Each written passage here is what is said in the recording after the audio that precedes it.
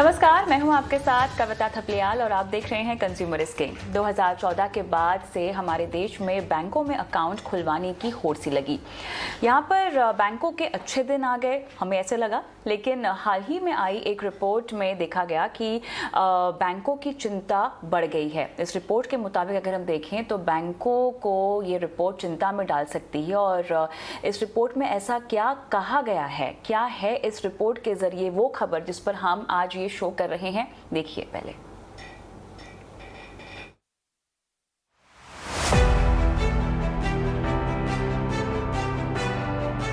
हमारे देश में आजादी के दशकों बाद तक आम लोगों की पहुंच बैंकों तक नहीं थी, लेकिन 2014 के बाद से इसमें तेजी आई। 2014 से बैंक अकाउंट खोलने की रफ्तार तेज हुई और कुछ सालों में एक बड़ी आबादी के पास अपना बेसिक बैंक खाता हो गया। ये सपना इसलिए सच नहीं हुआ क्योंकि बैंकर्स ने गरीब और अशिक्षित लोगों के लिए बैंक में आना सुलभ बनाया, बल्कि इसकी वजह थी टेक्नोलॉजी। ऐसा लगा था कि बैंकों और बैंकर्स के अच्छे दिन आ गए हैं, लेकिन बेन एंड कंपनी के हाल की रिपोर्ट के मुताबिक देश में 50% खाता धारक अगले एक साल में अपना बैंक बदल लेना चाहते हैं।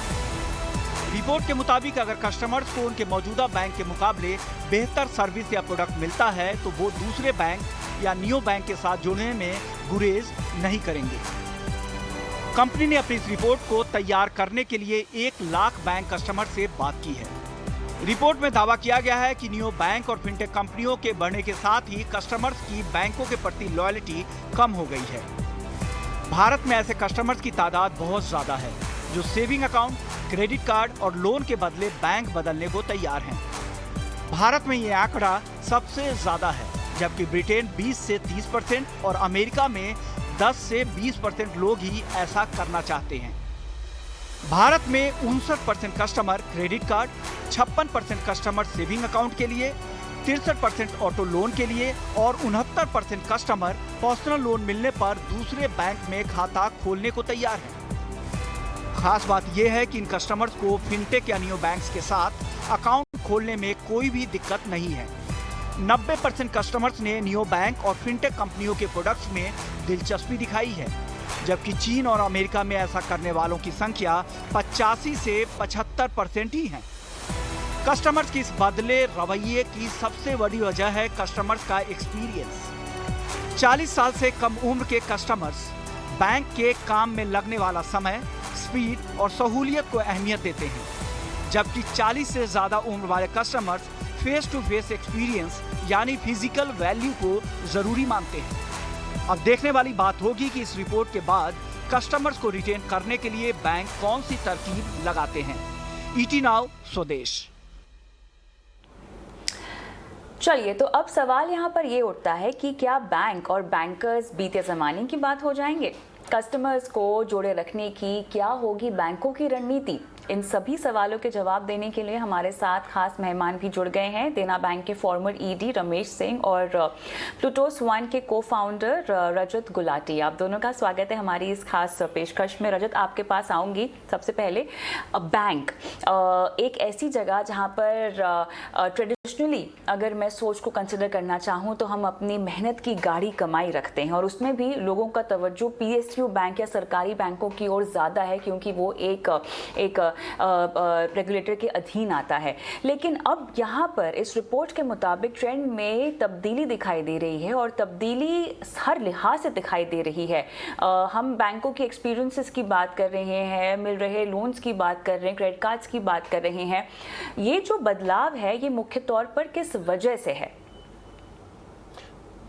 नमस्ते कविता जी। आप मुझे तो इंडिया के उपभोक्ता की कोई दाद देनी चाहिए कि उनके पास अगर अब एक से ज्यादा ऑप्शन है उनके पास, तो वो चूज करने की पोजीशन में है, करना चाहते हैं।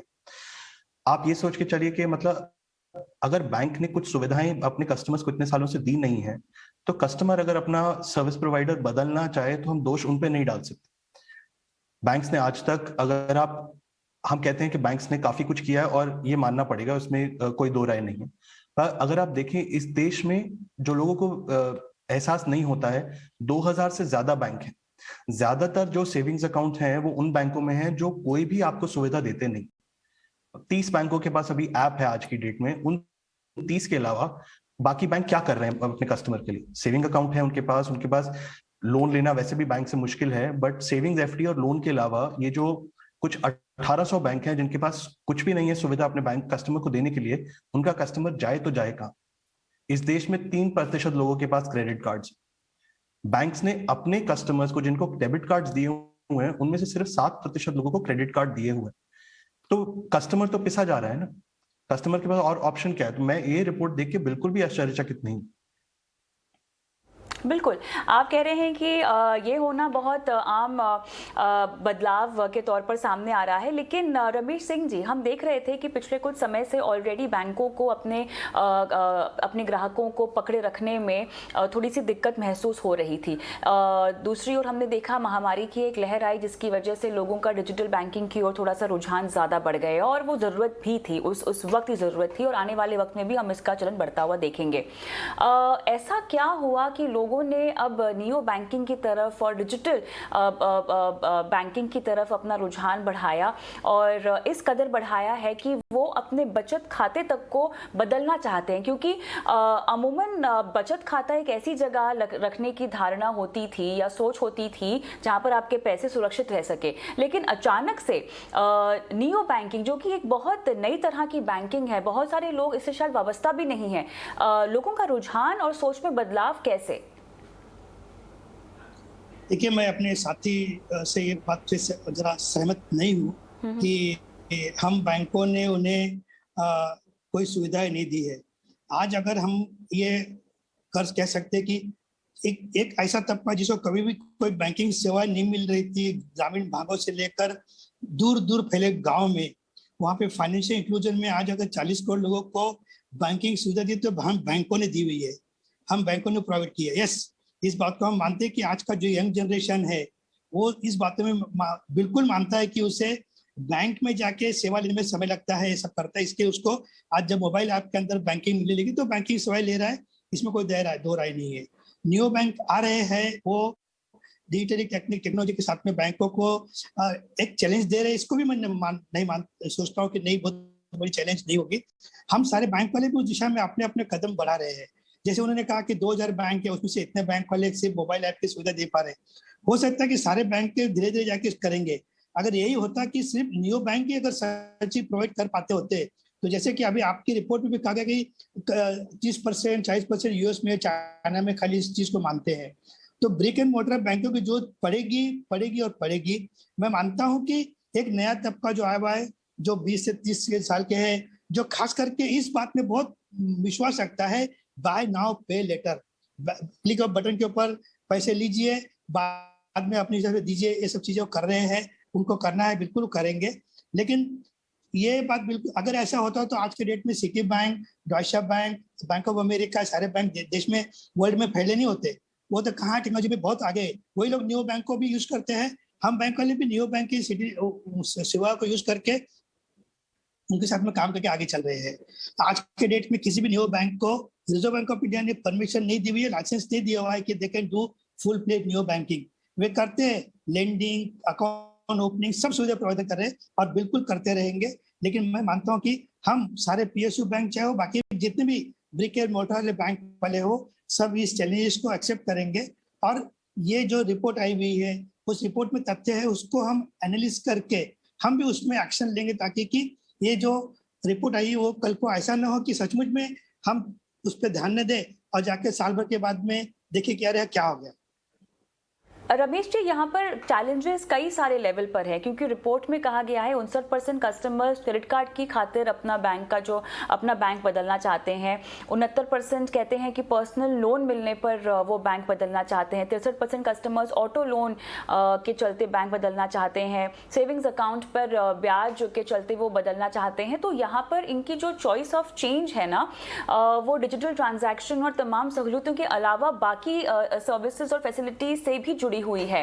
आपने सही बात कही है कि चैलेंजेस एक्सेप्ट करने होंगे पीएसयू बैंकों को और बड़े प्राइवेट बैंकों को, लेकिन कहीं ना कहीं अगर हम ये सोच के चलें कि ये सिस्टम को एग्जिस्ट भी करेगा तो किस हद तक करेगा और कैसे करेगा और चैलेंज कितना बड़ा है, क्योंकि यहाँ पर तो हम हर पैरामीटर पर लोगों को देख रहे हैं कि वो अपनी चॉइसेस बदल रहे हैं। रमेश जी। हाँ, देखिए, कहीं भी इस रिपोर्ट में ये नहीं कहा जा रहा है कि ये जो 59% या 60% व्हीकल लोन के लिए, सेविंग्स अकाउंट के लिए, क्रेडिट बैंक के लिए, क्रेडिट कार्ड के लिए बैंक बदलेंगे। हो सकता है कि वो ऐसे बैंक से दूसरे बैंक में जाए, वो सुविधा उसको मोबाइल के ऊपर दे सकती है। वो जो प्रपोज कर रहे हैं, जिनको लगता है कि हमें हर चीजें हमारे मोबाइल के अंदर अवेलेबल होनी चाहिए, तो ये सब चीज को लिए जो भी नियो बैंक होंगे उन सबको बैंकों के साथ में टाइप करके ही काम करना पड़ेगा। आप मान लीजिए, इमेजिन कीजिए कि अगर सचमुच में सारे के सारे लोग इस तरह जाएंगे तो फंडिंग जो कल की इनकी रिक्वायरमेंट ये कौन करेगा? आज भी हर कस्टमर बैंकों में इसलिए ट्रस्ट करता है कि उनकी फिजिकल, कल को कोई प्रॉब्लम हो गया, कुछ हो गया उसका अकाउंट के अंदर, कौन है, किसके पास जा पाएंगे नियो बैंक के? कौन सी उसकी ऑफिस कहाँ पे है, कहाँ पे उसकी ऑफिस खड़ी, जहाँ पे मैं जाके अपने कमरे लिखा मिलूँ उसको। ऑनलाइन में भेजने के बाद में हो सकता है वो उनके पास ये सुविधा हो कि ऑनलाइन में भी आपके प्रॉब्लम को सॉल्व कर सके, लेकिन उस लेवल तक कोई भी नहीं कर पाएगा जो कि पीएसयू बैंक वाले, प्राइवेट सेक्टर बैंक वाले, ब्रिक एंड मोटर बैंक वाले कर पाते। कि क्या नियो बैंक की शिकायतें हम आज जैसे हम अपनी किसी भी पीएसयू बैंक, कोई भी बैंक की शिकायतें, कोई भी सुविधा न होने पे अगर हम डिससेटिस्फाई हो, जवाब ना मिले, तो हम बैंकिंग ओम्बड्समैन के पास जा सकते हैं, रिजर्व बैंक ऑफ इंडिया के। क्या नियो बैंक को कोई सुविधा दी जा रही है? क्या ऐसे प्रॉब्लम जाके भविष्य में ऐसे बिल्कुल सही होंगे कि इसमें जो आज बैंकों के साथ में हो रहा है, फ्रॉड होना, क्रेडिट कार्ड के ऊपर फ्रॉड होना, एटीएम कार्ड में फ्रॉड होना, कैश मिलना नहीं मिलना, सब चीजें, क्या इस तरह की सुविधाएं, ऐसी सुविधाएं नियो बैंकों के अंदर अवेलेबल हो पाएगी? और मेरे ख्याल से इस पर हम विस्तार से बात करेंगे रजत से ही। तो रजत, देखिए यहाँ पर शिकायतों की जहाँ तक बात है, और जिस तरह से भी हम देख रहे हैं कि लोगों को कठिनाइयाँ होती हैं बैंकों से तालमेल बिठाने की, उनके साथ लेन देन करने की, कामकाज करने की, आपकी प्राइवेसी सिक्योरिटी की भी एक कंसर्न होती है। अब इन सब तमाम बातों को, जो कि रमेश जी ने भी बखूबी हाईलाइट की है, कि इंसान शिकायत कहाँ पर जाकर करेगा और उनकी शिकायत का निपटारा कैसे होगा। जब हम नियो बैंकिंग की बात करते हैं, या हम जो फिनटेक कंपनियों के साथ लोग ज़्यादा उन पर तवज्जो देने लग गए हैं आजकल, जो रिपोर्ट में भी सामने निकल कर आया हुआ है, क्या लगता है आपको, भरोसा लोगों में आ पाएगा? क्या उनकी शिकायतों का निपटारा हो पाएगा? जो एक कंसर्न होता है बैंकिंग या फाइनेंशियल इंस्टीट्यूशन से जुड़ा हुआ, क्या उसके जवाब हमें मिल पाएंगे? सवाल जायज है, बट इसका जवाब भी कुछ हद तक इसी रिपोर्ट में है। अगर लोग देखिए, जिस समूह के लिए ये आंकड़े दिए गए हैं ना, वो समूह मेरे मुताबिक वो लोग हैं जिनके पास पहले से ये क्रेडिट कार्ड है, पहले से ही उनके पास अकाउंट है, उनको कुछ सुविधाएं मिल रही हैं। जब सुविधाएं मिलनी शुरू होती हैं तब लोगों की एक्सपेक्टेशन बढ़ती है। जब कुछ नहीं मिल रहा होता तब एक्सपेक्टेशन तो कुछ होती ही नहीं। जब कुछ मिलना शुरू होता है फिर वो कहते हैं इससे बेहतर क्या हो सकता है। तो जब सुविधाएं मिलनी शुरू होंगी, अगर बैंक्स ने भी सुविधाएं डालनी शुरू की, कुछ फिनटेक्स ने भी उनको सुविधाएं देनी शुरू की, फिर लोगों की मांगे भी बढ़ेंगी और बढ़नी चाहिए। ठीक है, उनको सर्विस और भी अच्छी मिलनी चाहिए आगे जाते हुए। जैसे जैसे सर्विस की रिक्वायरमेंट आती जाएगी, वैसे वैसे लोगों की जो कंसिडरेशंस होंगी, जो प्राथमिकताएं होंगी, वो बदलती रहेंगी। वो देखेंगे कि अच्छा, मुझे 6 महीने में एक बार कभी दिक्कत आती है, पर मेरा काम करने का टाइम इतना सारा बच जाता है इस प्रोवाइडर के साथ, मुझे ये ज्यादा सूट करता है। कुछ लोग होंगे जिनको लगेगा कि नहीं, मेरे को इतना डर लगा है कि मेरी कोई भी ट्रांजैक्शन अगर कभी फंसी तो ये दिक्कत आ जाएगी। वो सबकी कंसिडरेशन रहती रहेंगी। पर रमेश जी का जो तर्क है यहाँ पे, मुझे कुछ हद तक मैं सहमत भी हूँ, कुछ मेरी असहमति भी है। मैं दोनों रखना चाहूंगा। मेरी असहमति ये है कि उनको जो फिनटेक की सर्विसेज मिल रही है, वो कह रहे हैं अभी लाइसेंसेस नहीं है, वो सब जायज बात। पर जो बैंक्स की प्रॉब्लम है वो इस रिपोर्ट से भी आगे बढ़ के जाती, क्योंकि मैंने जैसे कहा, जिन लोगों के लिए ये रिपोर्ट है उनको तो ऑलरेडी दोनों ऑप्शंस अभी मिल रहे हैं, बैंक्स भी, फिनटेक्स। बट इसके परे एक इतना बड़ा समूह है लोगों का जिनको बेसिक ऑप्शंस भी नहीं मिल रहे। आप बैंक्स की अभी तक की हिस्ट्री देखिए तो हमने जितने लोगों को, जितने अकाउंट्स बनाए, उनको डेबिट कार्ड्स दिए, तो 900 मिलियन लोग, 90 करोड़ लोगों के पास डेबिट कार्ड है, हमने उनको में से सिर्फ 7% लोगों को डेबिट कार्ड से क्रेडिट कार्ड पे लेके आ पाए। अब क्रेडिट कार्ड में बैंक का भी पैसा बनता है और उपभोक्ता को भी वैल्यू मिलती है। पर अगर हम वही ब्रिज नहीं कर पाए, उतने से भी चढ़ाई नहीं चढ़ पाए, तो बैंक क्या वैल्यू क्रिएट करेगा कस्टमर के? यहाँ पे बैंक्स को मदद चाहिए। जो मेरी सहमति है रमेश जी के साथ, वो ये है कि हाँ, बैंक अकेले या फिनटेक अकेले ये प्रॉब्लम नहीं सॉल्व कर पाएंगे। इनफैक्ट हमारी पूरी कंपनी का बेसिस ये मानना है कि दोनों को इकट्ठे काम करना पड़ेगा, और उसकी कोशिश करते हैं। पर पहले ये बैंक्स को मानना पड़ेगा कि अकेले वो ये काम नहीं कर पाएंगे। उनको अगर लोगों को सर्विस ऑफर करनी है, अगर उनको उन्हीं कस्टमर से जो उनके पास अभी है उनसे ज्यादा पैसे कमाने हैं, जैसे आपको रिपोर्ट में भी कहा गया है, तो उनको और बहुत कुछ करना पड़ेगा और फिनटेक के साथ पार्टनरशिप करनी पड़ेगी ये वाली सर्विस प्रोवाइड करने की। यहाँ पे सिर्फ नियो बैंक्स का मेंशन नहीं है कि जिनके पास सिर्फ नियो बैंकिंग लाइसेंसेस है, बट इसमें पेमेंट्स बैंक भी आते हैं, स्मॉल फाइनेंस बैंक भी आते हैं, वहां तो लोग अकाउंट खोल सकते हैं ना। आप ये सोचिए कि आज की डेट में इंडिया के ऊपर के 3 बैंक्स में से 2 बैंक में आप अपने बैंक की प्रॉपर्टी यूज करके अपना फोन नहीं रिचार्ज करवा सकते। अगर इतनी सी सुविधा ऊपर के 3 बैंक्स में से नहीं है, 3 में से 2 बैंक्स में नहीं है, तो कोई क्या उम्मीद रखे उपभोक्ता बैंक से कि आगे जाके कोई और सुविधा मिलेगी। और बैंक्स को भी ये पता है कि अगर वो सुविधा लेने के लिए वो किसी फिनटेक कंपनी के पास कस्टमर चला गया तो कभी वापस नहीं आएगा, पैसा पड़ा रहेगा अकाउंट में, बट वो ना बैंक के किसी काम आया ना कस्टमर के किसी काम आया। यहाँ पर एक और चीज़ जो मुझे आपसे पूछनी है, कई सारी बातें रिपोर्ट में भी कही गई हैं, लेकिन एक चीज़ जो आप शायद हमें बेहतर समझा पाए। देखिए, अभी हमारे देश का मकसद यही है कि फाइनेंशियल इंक्लूजन को हम ज़्यादा बढ़ावा दें, है ना। गांव कस्बों, छोटी से छोटी जगह पर हम जाएं और वहाँ पर लोगों को बैंकिंग की सुविधा मुहैया कराएं। तो अगर मैं बैंक और नियो बैंकिंग या जिस भी तरह के डिजिटल फिनटेक ऑल्टरनेटिव्स की हम बात कर रहे हैं, ये को एग्जिस्ट करें, तो किस तरह से इस मुहिम को हम आगे ले जा सकेंगे रजत?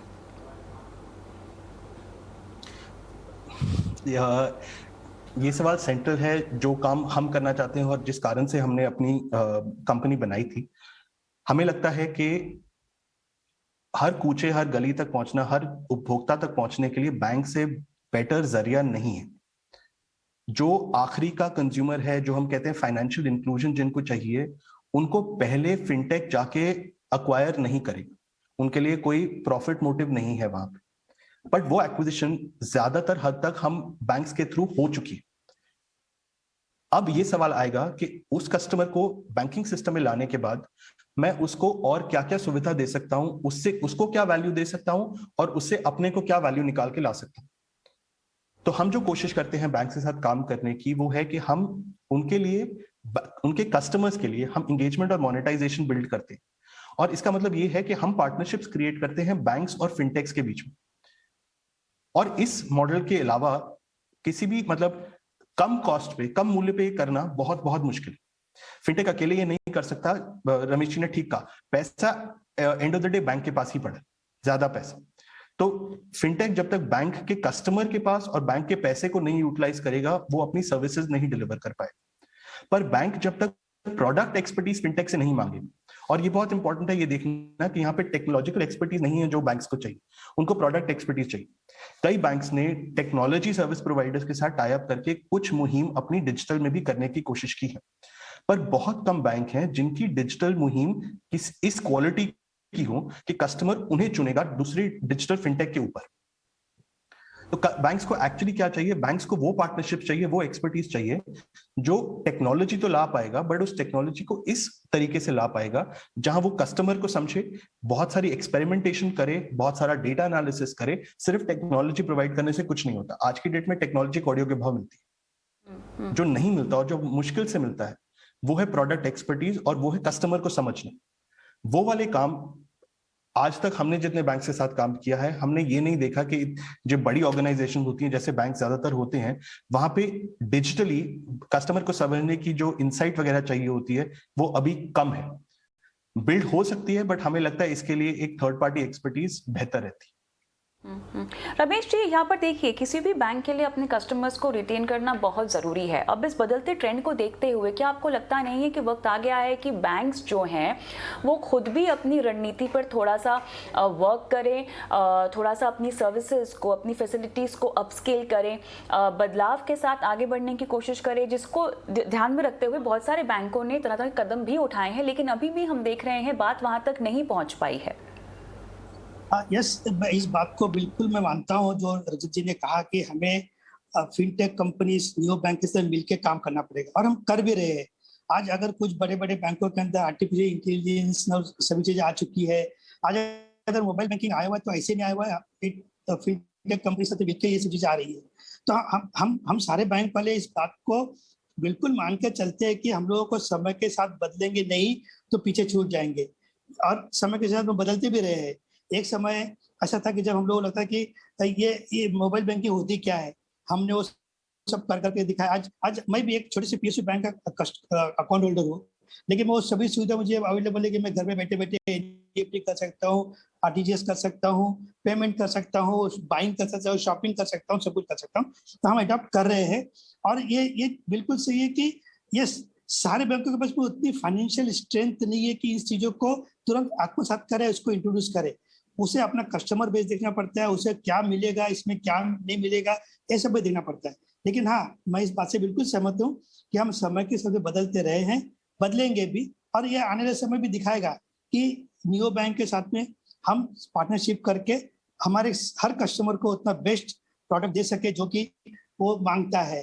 चाहे वो बाय नाउ पे लेटर हो, चाहे व्हीकल लोन घर बैठे बैठे उसको मिल जावे, या हाउसिंग लोन के लिए उसकी प्रोसेसिंग साथ में हो जावे। हाँ, ये बिल्कुल सही है कि हम एनालिसिस भी करेंगे, कस्टमर बिहेवियर पे एनालिसिस करें, उसको क्या प्रोडक्ट चाहिए, उसको इसके लिए नियो बैंक के साथ में, फिनटेक के साथ में स्टडी करें और उसको लेके आए प्रोडक्ट को, और करते रहेंगे। बिल्कुल। अब अगर हम ऐसा मान के चलें कि ये दोनों ही को एग्जिस्ट करते हैं, क्योंकि दोनों का अकेले अब इस माहौल में, इस हालात में आगे बढ़ना थोड़ा सा मुश्किल लग रहा है, क्योंकि आपका ग्राहक बदल रहा है और दुनिया भर में हम देख रहे हैं ट्रेंड्स बदल रहे हैं। तो रमेश जी, कैसे हम को एग्जिस्ट कर सकते हैं इस तरह के माहौल में? कैसे हम आगे बढ़ सकते हैं? किस तरह की सुविधाएं हैं जो आप बैंक से लें, किस तरह की सुविधाएं हैं जो आप फिनटेक डिजिटल ऑल्टरनेटिव से लें या नियो बैंक से लें? एक ग्राहक होने के नाते मैं कैसे समझूं कि किस तरह की सर्विस के लिए मुझे कहाँ जाना चाहिए?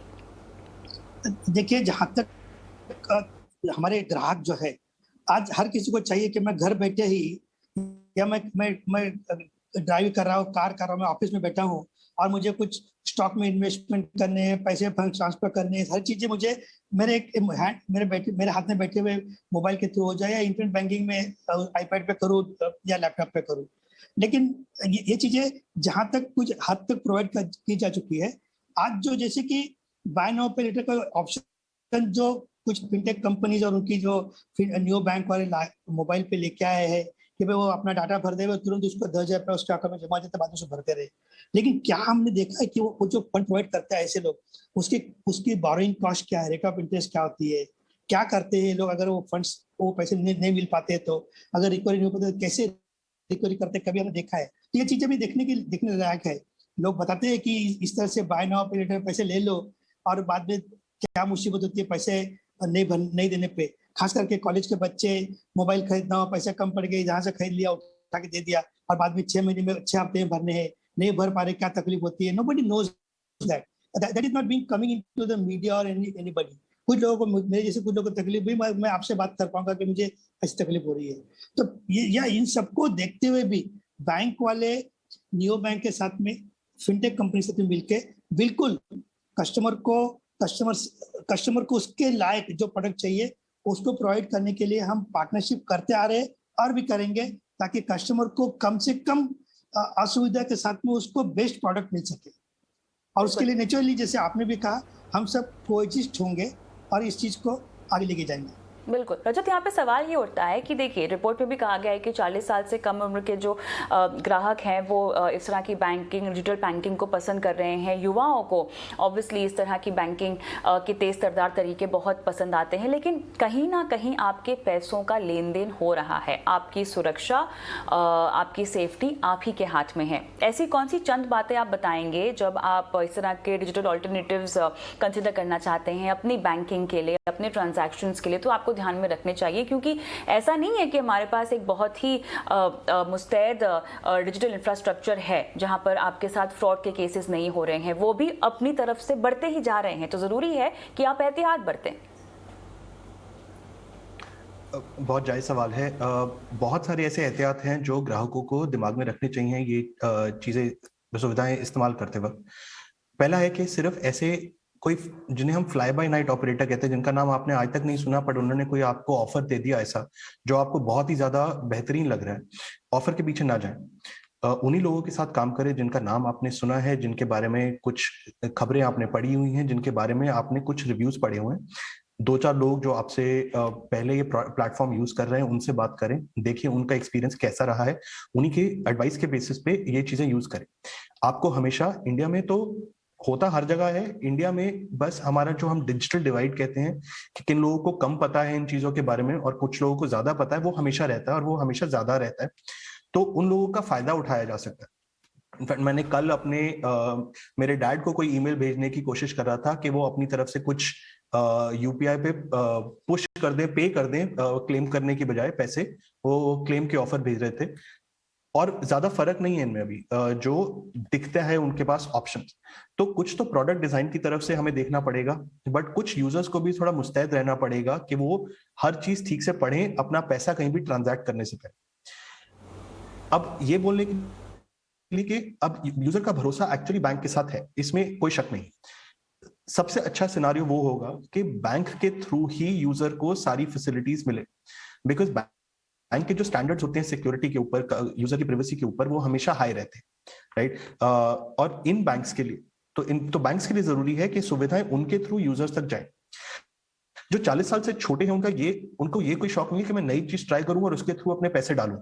वो चाहते हैं कि उन्हें सर्विस अच्छी मिले और उन्हें डिजिटल समझ आता है। अगर वो सर्विस उनको अपने बैंक के जरिए मिल रही होती, वो बिल्कुल वो भी यूज करते। हमने जो 40 साल से कम और 40 साल से बड़ों का जो थोड़ा सा अलग सा बिहेवियर बनाने की कोशिश की है, वो डिजिटल की वजह से है, वो बैंक की वजह से नहीं। इट्स जस्ट दैट 40 से छोटों के पास कुछ ज्यादा ऑप्शंस है। आज की डेट में भी रमेश जी ने कहा कि अगर मैं बीएनपीएल की बात करूं या मैं स्टॉक से इन्वेस्टमेंट वगैरह की बात करूं, तो जो हम बाय इनकम या बाय वेल्थ जो ऊपर के 5-10% के लोग हैं, उनके पास अभी भी ऑप्शंस हैं। सवाल ये है कि यहाँ पर अगले बस ये है कि 50% आपको किसका चुनाव करना है। तो यहाँ पर अगर डिजिटल फिनटेक ऑल्टरनेटिव्स की बात करें, नियो बैंकिंग की बात करें, या आपके ट्रेडिशनल पारंपरिक बैंक की ही हम क्यों ना बात करें, आपके पास समय बदल रहा है तो फाइनेंशियल ट्रांजैक्शंस करने के तमाम विकल्प भी आपके पास मौजूद है। लेकिन आपको ये देखना है कि आपको क्या सूट करता है, किस तरह के विकल्प में आप कंफर्टेबल हैं और कहाँ पर आपको सबसे ज़्यादा सुरक्षा मिल रही है। बहुत बहुत धन्यवाद आप दोनों का इस पेशकश में शामिल होने के लिए आज मेरे साथ। कंज्यूमरिस्ट किंग के आज के एपिसोड में मुझे भी इजाजत दें। नमस्कार।